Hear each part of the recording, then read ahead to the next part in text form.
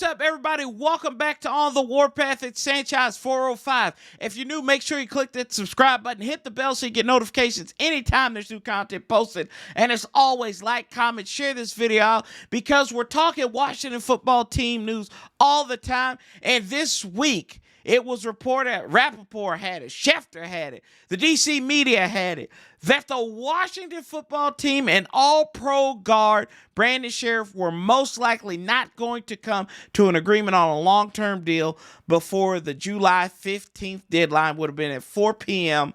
on July 15th. And the deadline has passed, the axe has fell, and Brandon Scherff is going to play the 2021 season on the franchise tag. It makes his second consecutive year, so he joins elite company like Kirk Cousins. You say elite franchise company? Never mind. But what does this mean for Washington? What does this mean for Brandon Scherff? Clearly, Brandon Scherff doesn't want to be here. Clearly, Washington doesn't want to pay him to be here. They know his work, and maybe it could be that he doesn't fit into Ron Rivera's position flex.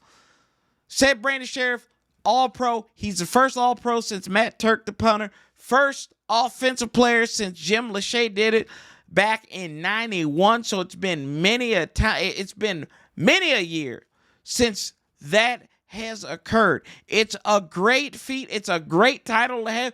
It's a good thing to put on your resume.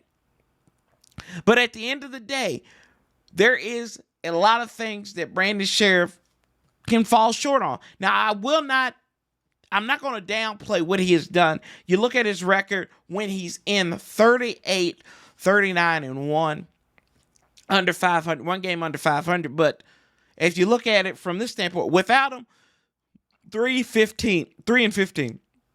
I have not won a home game with them. I think the last game they may have won was when Alex Smith was the starter in Tampa Bay against Ryan Fitzmagic. So that's pretty bad. So you can see that number goes up a little bit, but you still have a losing record with him. He's played in 78 of 96 possible games. That's for about a 81% start rate, appearance rate, if you want to call it there. So I mean, you see. I mean, most people can get rare Pokemon in that, in the time that Brandon Scherff has been there for Washington at times. And you can also argue to the point of maybe he won the All-Pro award by default. I'll just go through the top 4 here. Wyatt Teller missed 5 games last year, and it was really his breakout season. Who's number 1 ranked guard on Pro Football Focus. Second ranked guard was Zach Martin. He was hurt. Played right tackle as well for Dallas last year, but they didn't make the playoffs. Quentin Nelson made the playoffs. Left guard. Highest rated left guard on there. And then Brandon Scherff right there at number 4. Interesting enough, all the offensive first team All-Pro guys were on playoff teams. Brandon Scherff was. And you can go down the list. There's a lot of left guards on here. And then the right guards are kind of underwhelming. I'm not going to downplay it, but I'm just saying this is something that you have to look at. That's something that screams off the paper to me, and it's not poking holes in the argument for him. But at this point, you've got to get something for him, and it would be it'd be borderline criminal not to get something for Brandon Scherff. If he's not going to be here much longer, you run a risk of him getting hurt. He's going to be paid $18 million. Nobody in this organization is going to pay $20 million, and he doesn't fit the position flex for Ron Rivera. He started out as a right tackle coming out of Iowa, found out he was too slow, put Morgan Moses over there, and it's going to be very interesting as well. This is going to be his first full season without having Morgan Moses to his right. Now, why do I say that? Am I saying that because I'm being petty and I think Morgan Moses is better? No, I don't. And I don't think Morgan Moses is better. I thought he had a better season last year. But shout out to our friend Nati over there at DMV Sports Zone. I think that we may see a slight regression, especially with the adjustment at right tackle. Who will it be? Not really sure at this point, but Brandon Scherff and Morgan Moses, they were a staple on that right side since 2015 now. So it's about 6 seasons worth of rapport gone out the window now.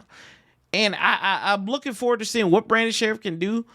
Will they get a contract done? My personal opinion, I don't think so. I think this is his last season here in Washington. And I guess the other thing I have to say is thank you, Brandon Scherff. Thank you for what you've done. Maybe you can get another All-Pro. And it's going to be really interesting to see here coming up this season. But Brandon Scherff, what do you think we should do with him? Do you think we should trade him? Do you think we should just run and see what the end's going to be?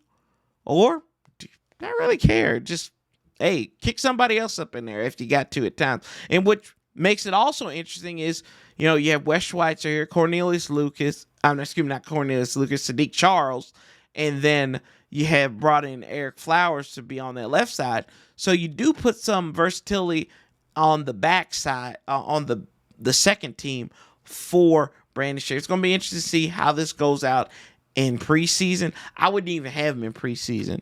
I just wouldn't, because I'm afraid that he runs the risk of getting hurt. Because like I said, he has missed some time. He's good for missing a quarter of a season. We've seen it before. But like I said, what are you all thinking? Should he go? Should he stay? Do you really care?